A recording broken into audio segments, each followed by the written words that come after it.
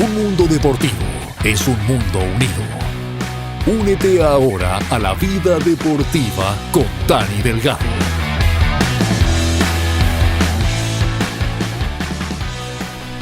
¿Qué tal para mis buenos amigos de la vida deportiva con Dani Delgado? Aquí estamos nuevamente. No estábamos de vacaciones. No, todavía no.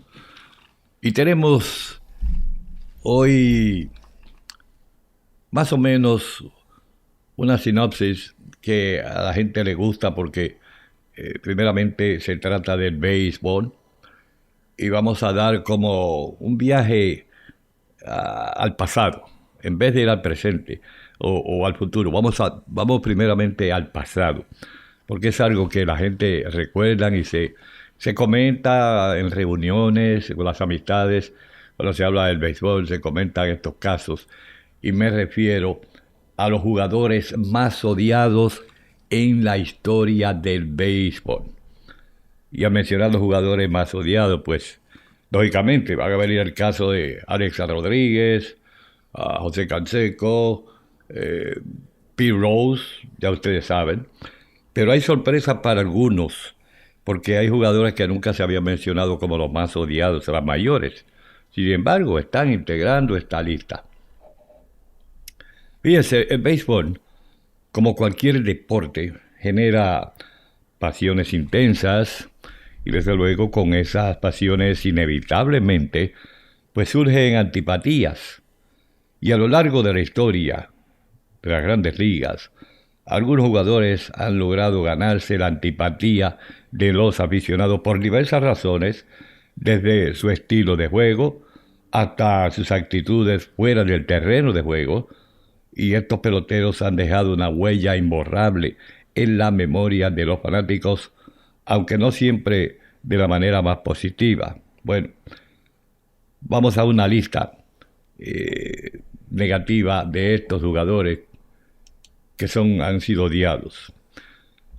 Bueno, ustedes saben que yo mencioné a Alex Rodríguez por su problemática carrera en las mayores, a Barry Bonds, conceptuado como el tipo malo de la película, ¿no? Muchas superestrellas, pero que no la han tenido todas consigo por haber usado la mente muy mal, haberse comportado mal con los fanáticos dentro y fuera del terreno de juego, y así por el estilo. Pues bueno, vamos a iniciarlo con Alex Rodríguez. Fíjese, probablemente Alex Rodríguez nunca ingrese al Salón de la Fama del béisbol, pero no como Barry Bonds y Pete Rose. Sus intentos por arreglar su reputación de alguna forma no lo consideran como algo bueno, maravilloso, pero su nombre está en la lista de estos jugadores, en esta generación de jugadores que son odiados. Porque cuando él dejó el béisbol para siempre, como que trató de reivindicarse con los fanáticos, pero sinceramente algunos lo aceptaron para y otros que no. Fíjese, Alex Rodríguez pues entró a trabajar para la cadena ESPN, tomando una responsabilidad completa de sus pasadas actuaciones. Ahora como un analista en los partidos de béisbol, en Major League Baseball, pues la o el ex superestrella maligno, como le llaman, ahora es como una de las voces más respetadas en este negocio. Aún así, si todavía pues hay fanáticos que no lo pueden perdonar, porque de verdad que hay fanáticos que no lo pueden perdonar. ¿Entiende? Estos no olvidan. Imagínense, un hombre que conectó 696 jonrones, también estuvo involucrado en el escándalo de los esteroides, su actitud arrogante, su participación en el escándalo de Biogénesis. Bueno, sumado a sus números inflados en los años en que se sospecha usó las sustancias controladas, pues por eso lo colocaron en esta lista de los más odiados. Y desde luego, es algo que él tiene que llevar sobre sus hombros mientras viva y mientras esté involucrado con el béisbol. Fíjese, para sorpresa, aquí tenemos a Bryce Harper, señalado como el enemigo. Porque Bryce Harper fue un fenómeno cuando debutó con el equipo Nacionales de Washington. Todavía Bryce Harper no tenía edad ni para darse una cerveza ni un trago de licor, porque era menor de edad. En el 2015, Harper conectó para promedio de 3.30, empujó 99 carreras, anotó otras 118, conectó 42 cuadrangulares, en camino a ganar el premio de jugador más valioso de la Liga Nacional. Y en el 2018 Bryce Harper decidió que era tiempo de hacer más dinero, desde luego, y firmó un contrato por 13 años de 330 millones con los Phillies de Filadelfia, donde todavía está jugando.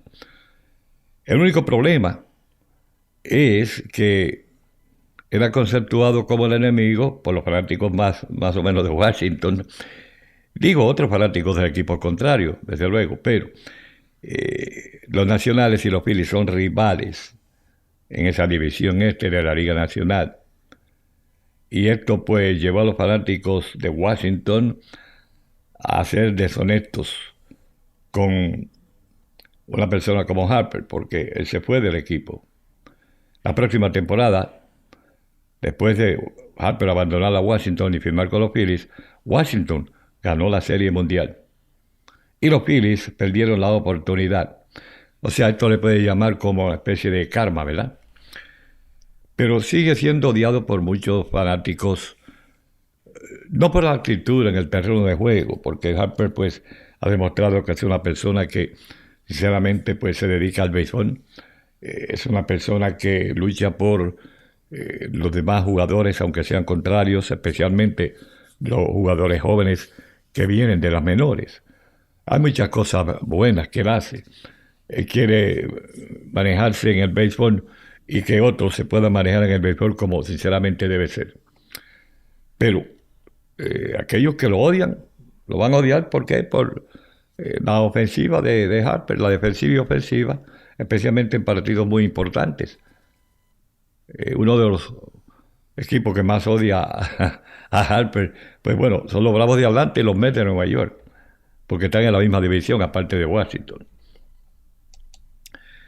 Hablemos de A.J. Pierzynski, que pertenecía a los Gigantes de San Francisco. Los fanáticos nunca van a olvidar a A.J. Pierzynski, uno de los mejores receptores de su generación. Pierzynski fue bastante controversial con los fanáticos.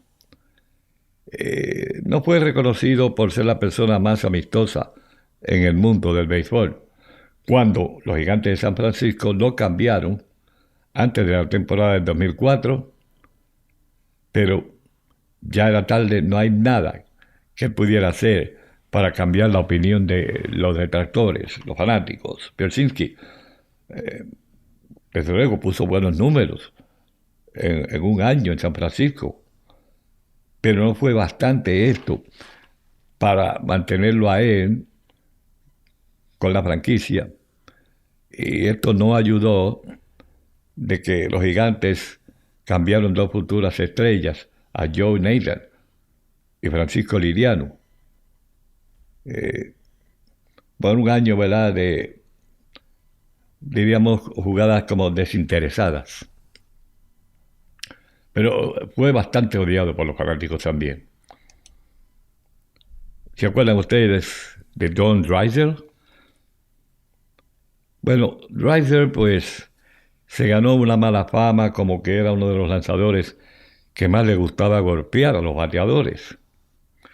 Y en el lapso de unos 8 años, pues el lanzador de los Dodgers de Brooklyn fue el líder en la Liga Nacional por 5 años consecutivos, diríamos, en ser el lanzador que más bateadores golpeó. Bueno, dicen que él no estaba tirando lanzamientos para hacer contacto con los bates contrarios. Es como una especie de práctica que lo convirtió él en uno de los jugadores más odiados de su época. Un hombre que medía 6 pies, 5 pulgadas, bastante alto. Pero había jugadores que lo odiaban también. Y claro, un tipo tan grande y fuerte, pues a veces ellos se reservaban, ¿verdad? Un poco su odio porque nadie le metía mano al puño. Eddie Mathews fue uno de los pocos jugadores que nunca se dejó intimidar por Don Drysdale. Y en el 1957, después que Drysdale le propinó un severo pelotazo, él sacó a relucir el puño y le mostró su insatisfacción con la forma en que actuaba Drysdale. Le quiso dejar saber la próxima vez te voy a golpear con el puño. Hablemos de Carlos Zambrano.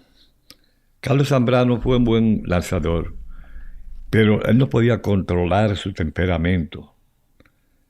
Él pudo haber tenido una carrera que lo llevara al Salón de la Fama si él hubiera mantenido su temperamento bajo control, porque como un lanzador de cabecera, un iniciador para los Cachorros de Chicago, era un lanzador que sus oponentes me conectaban muy poco, porque tenía un repertorio de lanzamientos que engañaba a los bateadores contrarios.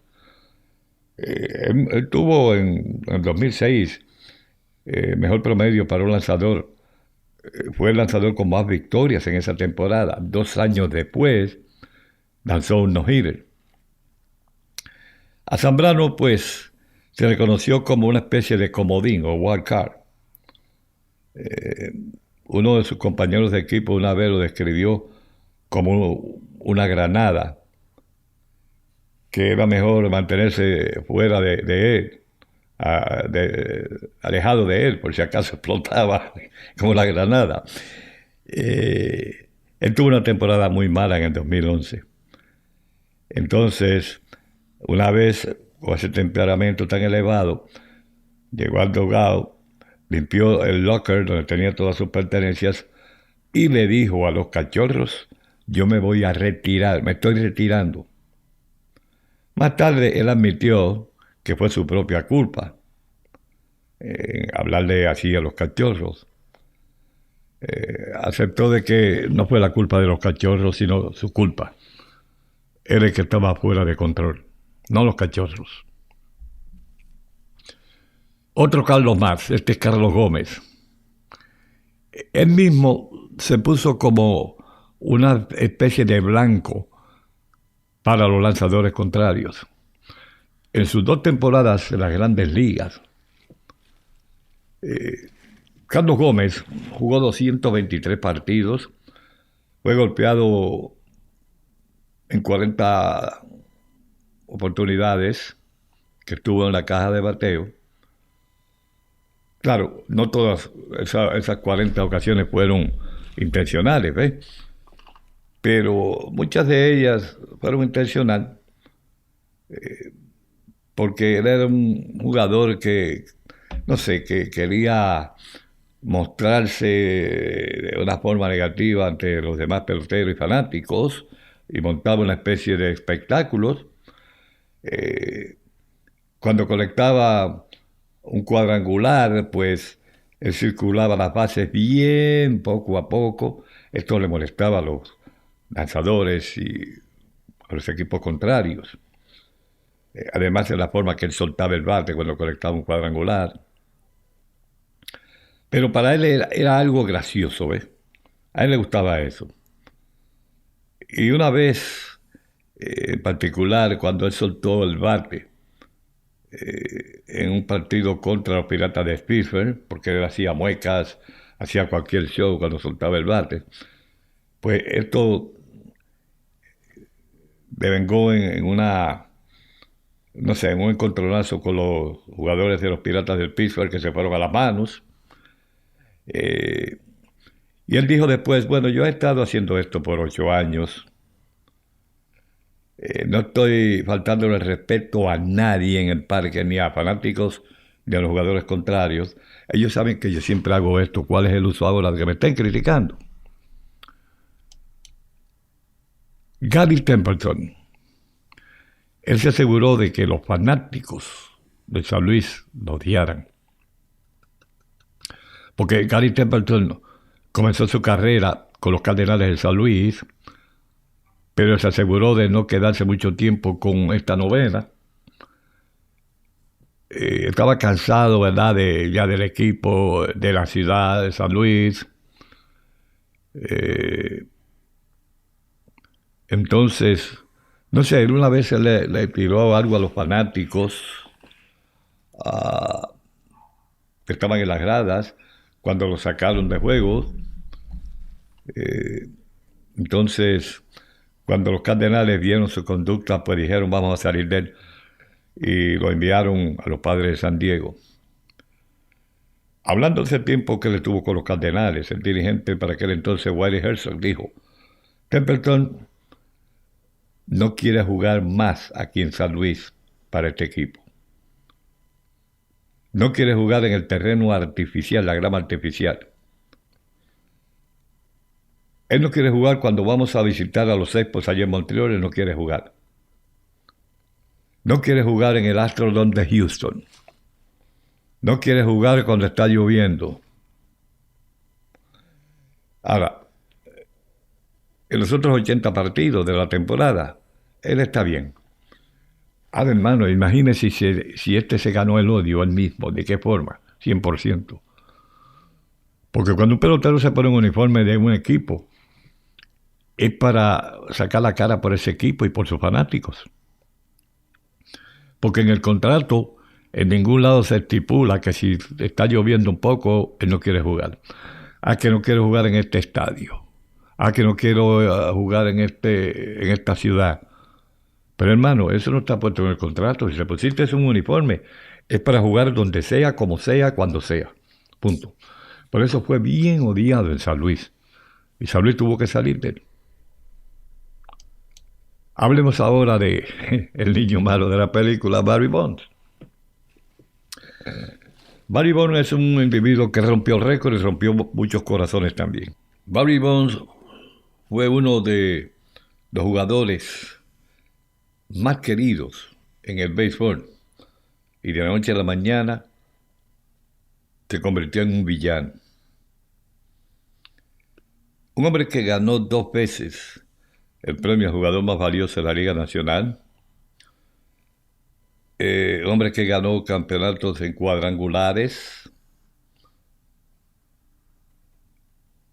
Pero es conocido más, no por los cuadrangulares, sino por el uso de los esteroides. Allí en San Francisco. Todavía Barry Bonds, pues, es querido por los fanáticos. Lo consideran como parte de su familia. Porque claro, allá era que estaba jugando. Pero en cualquier otra ciudad donde se juega béisbol en Estados Unidos, lo conceptúan como una especie de ratero, de enemigo, tramposo, ¿entiendes? Y se presume que nunca va a entrar al Salón de la Fama, a pesar de que últimamente están habiendo una especie de reuniones entre analistas deportivos, escritores, hablando de si Barry Bonds podía ser incluido como candidato al Salón de la Fama, pero hasta el momento pues no se ha decidido nada. Bueno, no sé cómo van las cosas en el béisbol, pues a mí no me sorprende que lo puedan incluir en una lista como candidato. Pero una vez que esté ahí, llegará al Salón de la Fama Barry Bonds. Ahí, no sé. Por eso digo que las cosas que están sucediendo en el béisbol a veces son cosas como increíbles. Otro de los bien odiados en el béisbol, Albert Belle. Fue conocido por su personalidad, que no fue muy buena. Y que conste que fue un buen jugador en el terreno de juego. fue buen jugador, tenía las destrezas para batear, para fildear, para correr, de todo, pero su personalidad era muy negativa. Increíblemente, este hombre fue consistente en su ofensiva, una fuerza ofensiva durante toda su carrera en las mayores. Uno de 6 jugadores en la historia de la liga de haber tenido 9 temporadas consecutivas de 100 carreras empujadas o más. 9 temporadas consecutivas. A pesar de su producción, este hombre era considerado como un verdadero problema en los bastidores del equipo, en el clubhouse. Y no era la personalidad más fácil para lidiar. Una vez el escritor Buster Olney escribió en el New York Times, se ha requerido los círculos del béisbol hablar de él y lo conceptúa como un tipo loco, un tipo idiota. Bueno, los indios, para ese entonces indios de Cleveland, pues le pusieron una multa de $10,000 por daños ocasionados al clubhouse, fuera de su parque y en su parque. Bueno, ellos, a pesar de que lo multaron en $10,000, pero toleraban su comportamiento porque, claro, era un recio bateador que a ellos les gustaba. Cuando él tenía hombres en las almohadillas, era algo seguro la ofensiva. Pero la personalidad de Albert Belle fue malísima dentro y fuera del terreno de juego. Albert Belle se negaba a firmar un autógrafo a los fanáticos. Aún así que eran niños menores, ¿verdad? Él era ese tipo de persona. Por eso se ganó tanto el odio de esa fanaticada donde quiera que iba. Bueno, en su propia casa y donde quiera que iba a jugar. Y Ryan Brown, este tipo le mentía a todo el mundo. Yo creo que cuando no encontraba a nadie para mentirle, se mentía él mismo. Pero algo él tenía que hacer. Aun cuando parecía que la era de los esteroides se había terminado con todos los escándalos, aparece la figura de Ryan Brown, un superestrella de los Cerveceros de Milwaukee. Era uno de los jugadores más queridos en toda la Liga Nacional. Cuando él negó que había dado positivo al uso de sustancias controladas después de una prueba que le hicieron, y claro, como tenía esa personalidad, a pesar de que mentía, pero tenía una personalidad que a la gente le agradaba, y todo el mundo dudó de que Ryan Brown. Es más, para decirlo más, inclusive yo dudé que Ryan Brown estuviera usando esteroides. Lo dudé, sinceramente, honestamente hablando. Y después, pues, cuando se resolvió el caso, comprobé que como que me engañó a mí también. Sí, porque yo no pensaba nunca eso de él. Bueno, 2 años más tarde fue que lo unieron al escándalo de Biogénesis junto a Alex Rodríguez. Y bueno, dicen que salió y que limpio del caso. Una vez que terminó, que él salió bien del caso, que no lo culparon, entonces hizo unas declaraciones y dijo para aquel entonces: entiendo que he cometido algunos errores y tengo que estar disponible a aceptar las consecuencias por esas acciones. En otras palabras, al mencionar que ha cometido errores y tiene que aceptarlos, bueno, quiere decir entonces que usó los esteroides. ¿Cómo salió limpio de este problema? Sinceramente, hasta la fecha no sé. Pero hay quien aduce que sí, que él usó los esteroides. Inclusive José Canseco lo dijo. Y si algún elemento había que creerle cuando hablaba del uso de esteroides, era Canseco. ¿Por qué? Porque él era uno de los que administraba los esteroides a los demás jugadores. Él fue uno de los que abrió la boca para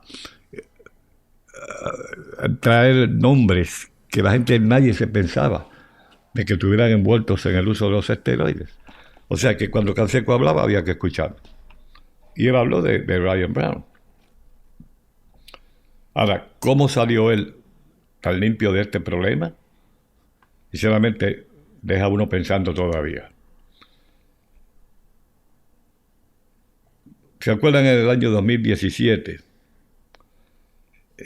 Cuando vino el escándalo de las trampas que hacían los Astros del Houston, especialmente que los Yankees de Nueva York comenzaron a querellarse de esto. Desafortunadamente para estos Yankees, pues ellos perdieron con Houston, pero desafortunadamente para los Astros del Houston, los campeones, era imposible culpar a un solo jugador. Entonces, 2 años después de ganar la Serie Mundial, se reveló que el equipo había hecho trampas en el sentido de que estaban indicando a sus bateadores la calidad de picheo del lanzador contrario, usaban artefactos para un sonido para indicarle al bateador que venía un cambio de velocidad, o que venía una bola rápida, o que venía un slider. Eso fue un problema bastante feo para el equipo de Houston. Todavía eso se debate. Por eso es que jugadores de Houston para esa época vienen a Nueva York a jugar, y los fanáticos comienzan a abuchearlos por eso mismo, porque se acuerdan de eso. Uno de el dirigente del equipo fue despedido, está con Detroit ahora. Alex Cora, que vino a Boston, fue suspendido por 1 año también, y luego regresó a dirigir al Boston. José Altuve, Carlos Correa, Alex Bregman, George Springer. Bueno, la reputación de estos quedó por el piso. Y va a tardar mucho, pero mucho tiempo, en que los fanáticos de otros equipos, no de Houston, se olviden de la situación, porque muchos de ellos se olvidan, pero muchos de ellos no se van a olvidar, porque mantienen eso en el corazón, especialmente los fanáticos de los Yankees. Dicen, nos quitaron esta Serie Mundial en una forma ridícula, haciendo trampas en el béisbol. El legendario Pete Rose, bueno, fue suspendido del Salón de la Fama, como candidato al Salón de la Fama. Si hablamos de los mejores bateadores de la historia, Pete Rose probablemente fue el mejor bateador en la historia de las Grandes Ligas. Todavía no es, a pesar de que falleció, su nombre no está en el Salón de la Fama. ¿Cómo es posible? Bueno, durante su carrera como dirigente de los Rojos del Cincinnati, Pete Rose había negado que él había hecho apuestas en el béisbol, pero luego dijo que apostó a los Rojos del Cincinnati, después que lo había negado por tanto tiempo. Ahí fue que se convirtió como en el enemigo número 1 del béisbol. Aún así, después que se disculpó, la liga se negaba a perdonarlo y a olvidar sus acciones. Un hombre que fue una persona con unos talentos tan grandes dentro del terreno de juego. No se había visto un jugador de la talla de Pete Rose como él jugaba en los juegos. En la forma, él era agresivo en la caja de bateo. Era agresivo corriendo las bases. Muchos lo criticaron por eso. Hubieron jugadores que salieron lesionados en choques con Pete Rose. Bueno, de todas formas, pues admitió haber violado los reglamentos de la Major League Baseball, diciendo que había apostado en el béisbol después que lo negó por tanto tiempo. Él dijo, bueno, fue un error tan grave que hoy en día, pues, lo siento mucho por haberlo cometido y le pido disculpas al béisbol y a la fanaticada. Se está debatiendo todavía si Pete Rose puede ser incluido como candidato al Salón de la Fama. Ya le conté la historia del dichoso comisionado que fue a pedirle opiniones al presidente de Estados Unidos si debería incluir a Pete Rose. perdonar a Pete Rose, incluir su nombre en candidato al Salón de la Fama. De eso yo lo hablé bastante, además no quisiera ni recordarme las acciones de este comisionado fatulo que tenemos. Hablemos de unos tiempos de bien mucho antaño. Ty Cobb, la reputación que tenía, algo sensacionalizado también en el béisbol. Podía ser junta con Pete Rose. Era un superestrella de las grandes ligas por un cuarto de siglo. Se retiró con un gran promedio de bateo de por vida de 3.66, un total de 4.000 imparables durante su carrera. Fue reconocido como algo como volátil. Pero aún así, él mantuvo su respeto de muchos de sus jugadores, los jugadores que estaban con él en el equipo. Bueno, después que se retiró, surgieron varias biografías que fueron publicadas, no sé, que como que pintaban un cuadro no muy ideal para el ícono del béisbol. Entonces lo catalogaron como un villano. Muchos de ellos lo catalogaron como un villano. Otros dijeron que siempre fue racista. A pesar de que mucha de esa información en esa biografía han sido desacreditadas o sensacionalizadas, el daño a la reputación de Cobb nunca va a desaparecer. Diríamos que antes muchos lo consideran, la gran mayoría, como una estrella que no debió brillar, porque antes de la era de los esteroides ya se decía que probablemente él los usaba. Bueno, pero si no había nadie que castigara el uso de esteroides, entonces no se puede culpar a ningún jugador, porque las grandes ligas no tenían ninguna regla que prohibiera el uso de esto, el uso de aquello, de lo otro. Entonces, ahora, una vez que se prohíba, que se firme esa ley, que se prohíba, ya el que comete el error de usar esteroides debe ser castigado. En ese caso, pues, le estaría al lado de Ty Cobb. Ahora sí, hay otras cosas, ¿entiende? Como le digo, el comportamiento, el racismo, que aún compañeros de equipo lo decían, que él era un tipo racista. Su comportamiento en el terreno de juego era malo, a pesar de que era una superestrella, en el sentido de la palabra, como jugador. Muy bien, Milton Bradley. Este era un jugador que tenía un temperamento malo, así como Carlos Zambrano. Y cuando él estaba en el pico de su carrera en las grandes ligas, bueno, era un jugador que tenía una buena ofensiva. Estaba entre los 10 mejores bateadores de poder en las grandes ligas. Y bueno, debido a eso, pues los demás equipos como que decidieron, pues, equipo contrario, pues no hacer mucho hincapié en los problemas que él tenía. Entonces, las grandes ligas le ordenaron a él que él tenía que someterse a una especie de tratamiento.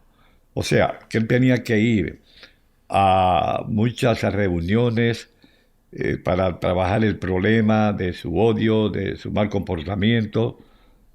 Y él se negó a hacer eso. Y en el 2007, Bradley no estuvo de acuerdo con una decisión que hizo el árbitro Mike Winters. Y sinceramente, si los coaches no intervienen, él hubiera golpeado al árbitro. Aún así, pues, fíjense, el equipo, con todos los problemas, cuando llegó la hora de firmar un nuevo contrato, le dieron un nuevo contrato. Hoy en día, Milton Bradley no está ahí. Está con un equipo ahora que ha adquirido fama, los Bananas, de allá de la Florida. No sé qué capacidad está ahí con ese equipo, pero esas fueron las últimas noticias que escuché el otro día. pero fue bastante odiado porque, como digo, él tenía un comportamiento malo y él se negó a ir a terapia, algo que lo pudo haber ayudado mucho, pero él se negó a hacer eso. Ahora, como bateador, ya le digo, eh, estuvo en el equipo y cuando llegó la hora de darle un nuevo contrato, con todos los problemas de él, le dieron un nuevo contrato, por la clase de bateador que era. Lamentablemente, pues, eh, la mente de este hombre, pues, no estaba como capacitado para, qué sé yo, para relacionarse con otros seres humanos. Ustedes se acuerdan que le hablé de Barry Bonds, tipo jaquetón en el terreno de juego. Sin embargo, salió a relucir que Jeff Kent tuvo problemas con Barry Bonds, porque Jeff Kent no se dejaba intimidar de Barry Bonds. Jeff Kent fue un hombre de segunda base que bateaba muchos cuadrangulares, hizo su nombre, las mayores. Y bueno, él estuvo con Barry Bonds, jugando con Barry Bonds, con los Gigantes de San Francisco. Y durante ese tiempo con el equipo puso números masivos. Pero ¿qué pasa? Se ganó el odio de todos los demás compañeros del equipo, con todos los números que puso en la ofensiva, en cuadrangulares. Y una vez tuvo una pelea con Barry Bonds en el mismo dugout y esto no le ayudó mucho, porque él no se dejaba intimidar de Barry Bonds. Al final del día, San Francisco decidió quedarse con Barry Bonds porque era la franquicia del equipo, y Kent terminó jugando en Houston, donde continuó produciendo en el béisbol, pero ya tenía la reputación también de ser un tipo violento. Esto no le ayudó mucho a él, para nada. Bueno, ya está fuera del béisbol. Otro que también tenía un temperamento, pero el temperamento de él, quizás no tanto a los fanáticos como a los demás, pero era contra la prensa. Hablamos de Kenny Rogers. Lanzó en las mayores de 1989 hasta el año 2008. Fue famoso, pero también fue un hombre que después que creó un poco de fama como jugador, tiró la fama al piso por un incidente en particular. En el 2005, mientras jugaba para los Rancheros de Texas, él se enfureció en la forma que los medios sociales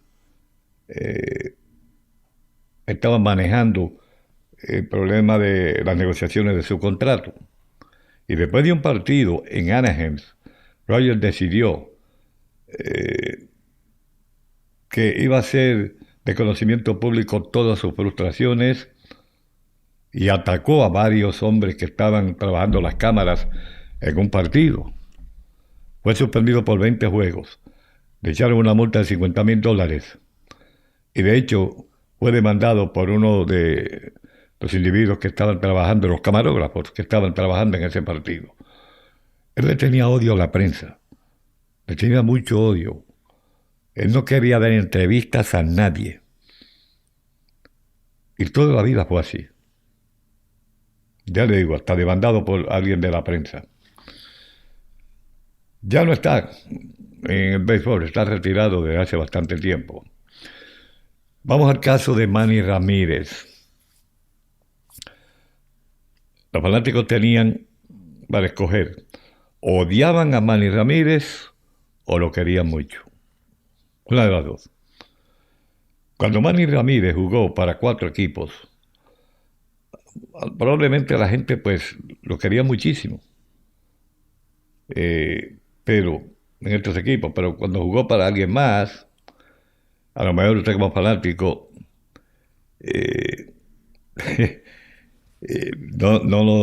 no lo creía bueno, mientras sí, cuando jugaba para su equipo, porque era un buen jonronero, usted no se sentaba en el asiento, estaba de pie esperando un bambinazo de Manny Ramírez. Fue el hombre que inventó el llamado Mannywood. Hablaron de su personalidad en el terreno y fuera del terreno de juego. Ramírez estaba ahí en su rostro, cara a cara. Él estuvo peleas con compañeros de equipos, estuvo mezclado en esto de los esteroides, pero aún así, en cada equipo que él jugó, ayudó a que ese equipo mejorara en grande. Pero ¿qué pasa? Muchos equipos lo firmaron, después terminó con Boston, entonces, pero era como una caja de sorpresas, porque a veces no se sabía en qué modo él venía, cuáles eran los instintos para tal partido, ¿entiendes? Era impredecible. No sé si vino a jugar tranquilamente hoy y hacer algo por el equipo, o no sé si vino con deseo de no jugar y jugar como le diera la gana y no le importaría lo que dijeran los fanáticos ni la prensa. Ese era el tipo de jugador que era. De que era un jonronero, uno de los peloteros más temibles, era así. Fue así. De los peloteros más temibles en el béisbol, Manny Ramírez fue uno. Roger Clemens. Aquí hay otro que está en el grupo elite de Barry Bonds, de Canseco, de todos estos jugadores que mencioné anteriormente. Sobre el papel, Roger Clemens debió haber sido tal vez el primer candidato para integrar el Salón de la Fama. Él se retiró del béisbol con 324 victorias. Además ganó 7 veces el premio Cy Young. Era como una diva del béisbol. Pero hasta que una vez se negó a cargar su propio equipaje en un aeropuerto. Era su propio equipaje, pero él no quería cargarlo. También se convirtió en una de las caras de la época de los esteroides de las grandes ligas. Aún todavía que él mantiene su inocencia. Él tenía hasta el año 2022 para ser llevado a Cooperstown, pero eso fue antes de que su nombre desapareciera de la lista oficial. Entonces, el presidente de Estados Unidos aboga porque Roger Clemens le den la oportunidad de entrar al Salón de la Fama. Porque él es fanático de Roger Clemens. ¿Y qué pasa con el Maguire, Canseco y todo lo demás que he mencionado aquí? Alex Rodríguez envuelto en los esteroides. Porque si le dan esa oportunidad a Roger Clemens, tiene que darle la oportunidad a todos los demás. Y no creo que sea justo que entren a Roger Clemens y dejen los demás fuera. Pero tratándose de la persona que quiere que él entre, cualquier cosa le puede esperar también. El ídolo grande, lo llamo el ídolo grande, pero no es ídolo positivo, es por el uso de los esteroides. La figura grande, José Canseco. Jugó al lado de Mark Maguire por muchos años en Oakland. Canseco brilló con el mote de Bash Brother junto a Maguire. Después que se retiró,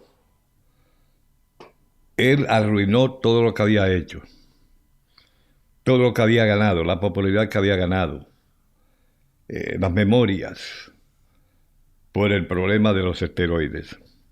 No solamente Canseco, que salió y que clean, como llaman, limpio de los problemas de los esteroides, en detalle. Pero él hizo que otros jugadores que él le administró esteroides. Entonces acusó a jugadores que algunos jugadores que sí estaban usando esteroides, pero acusó a otros jugadores donde nunca le probaron que habían usado esteroides. Pero él abrió la boca y mencionó nombre por nombre. Es más, se me incluyó ahí a Iván Rodríguez. Bueno, yo personalmente, sabiendo la historia de Iván Rodríguez, uno de los mejores receptores de las grandes ligas en todo el béisbol. Sinceramente no puedo creer que Iván Rodríguez estuvo usando esteroides. De que Canseco lo involucró, sí, mencionó su nombre, pero no creo que Iván Rodríguez estuvo metido en eso, como otros jugadores que mencionó que sí estaban. Habló hasta por los codos, mi hermano. Primero no quería hablar y después habló hasta por los codos. Después escribió un libro. Entonces, ¿qué pasa? Se vendía como pan caliente el libro, pero las grandes ligas le dijeron no. Parte de ese dinero viene para nosotros. No vas a escribir el libro, pero todo el dinero que recaudes no es para ti. Vas a tener que darle a Major League Baseball parte de ese dinero y tuvo que hacerlo. Es una de las personas de los más odiados en el béisbol de las grandes ligas. Y que conste, la historia que él creó junto a Maguire, como los Bash Brothers con Oakland, es algo inolvidable. Dos temibles honroneros que cualquier lanzador se llevaba de pánico cuando tenía que enfrentarlos. Sin embargo, miren la forma que paró Canseco. Bueno, yo estuve leyendo hace bastante tiempo un artículo, hace bastantes años, de que una vez lo invitaron a Puerto Rico y él se negó rotundamente. Claro está, él sabe lo que estaba haciendo. Se negaba a ir a Puerto Rico porque él inmiscuyó a Iván Rodríguez en esto de los esteroides. Y él no es muy querido en Puerto Rico, por eso él dijo no, yo a Puerto Rico jamás. Si Canseco no hubiese estado en esto de los esteroides y no hubiera abierto la boca para acusar a gente inocente, sí, también fuera muy querido y aceptado en Puerto Rico, pero como no lo hizo así, él a Puerto Rico no va. Y eso salió en los medios noticiosos de Puerto Rico. Y los fanáticos que entrevistaron dijeron, lo mejor que hace es no pisar tierra borincana. Es algo que él estará pensando, como decir, una isla vecina, ¿entiende?, de mi isla cubana, y no puedo parar allí. Es para que vean, hermano. Este sí que cometió sendos errores. Él usó los esteroides. Él sabe que lo sorprendieron con esto, con el biogénesis. Entonces, ¿cómo va a mezclar a gente que sinceramente no estaban envueltos en esto de los esteroides? Pero las cosas lamentablemente así fue que sucedieron. El hombre bocón, John Rocker, era un hombre que no sabía mantener sus opiniones para sí mismo. Tenía que abrir la boca a insultar a los fanáticos. Era un tipo racista, considerado como racista también. Cuando él surgió en el béisbol con los Bravos de Atlanta, como un relevista, Rocker, era una revelación, sinceramente, una revelación del béisbol. En las primeras 3 temporadas, mantuvo su promedio de efectividad en 3 puntos, o menos de 3 puntos. Se convirtió en el cerrador del equipo, pero comenzó a abrir su boca, ¿entiende?, de mala forma. En un partido frente a los Mets, Rocker desbordó todo su odio, algo que no fue aceptado por los fanáticos. Él habló malo de todas las personas que utilizaban los trenes en Nueva York. Esos comentarios no cayeron bien con la gente. Y era un odio que le tenían a Rocker en Nueva York, hermano. La forma que él habló de la gente, de los pobres, de la raza de color, de los hispanos, los usuarios del tren. Las cosas que dijo, no es más, no las quiero ni repetir aquí. Pero sinceramente habló tan mal. En el parque se peleaba con los fanáticos. Abrió la boca y los insultaba. ¿Qué pasó?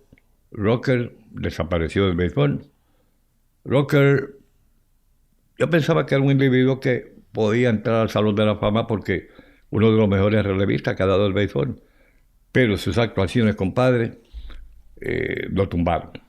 Lo tumbaron de una forma que no creo que Rocker, a pesar de que, está en la lista junto a Barry Bonds, Maguire, Canseco y toda esta gente, y Alex Rodríguez, pero no creo que Rocker tenga una oportunidad de ser incluido ni como candidato al Salón de la Fama. No lo veo de esa forma. Bueno, señores, esto les sirve a ustedes, ¿verdad?, como un recuerdo de las cosas que sucedieron en el béisbol de la Grandes Ligas, que son tantas y tantas las cosas que han sucedido. Y esto pues los lleva al pasado, a recordar a toda esta gente que todavía se mencionan por el hecho del Salón de la Fama, se mencionan. Todos los días se mencionan estos nombres.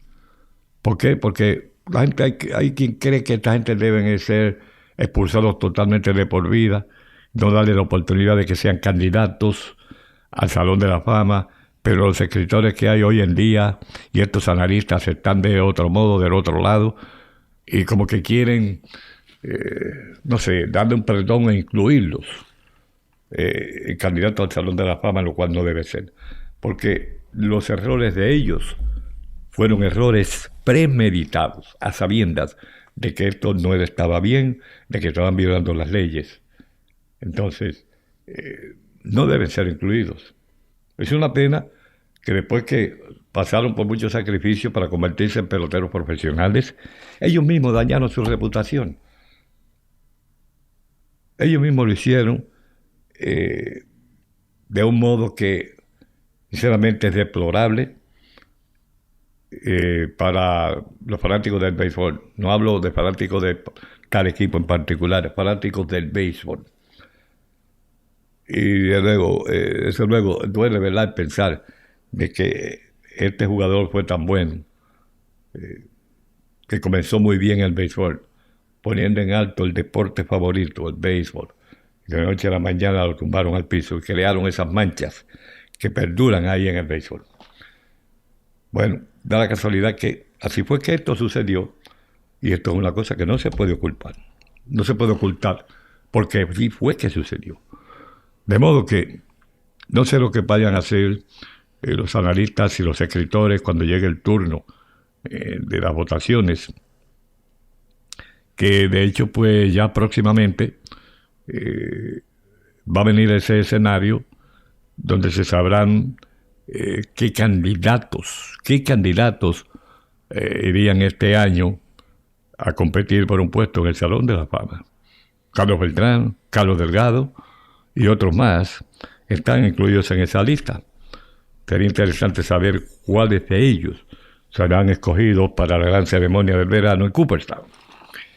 Muy bien, mi gente, va a ser hasta la próxima, que volveremos a dar otro viaje más al pasado. Son buenos estos viajes al pasado en el deporte, especialmente en el béisbol, para recordar a mucha gente que vivieron esos momentos.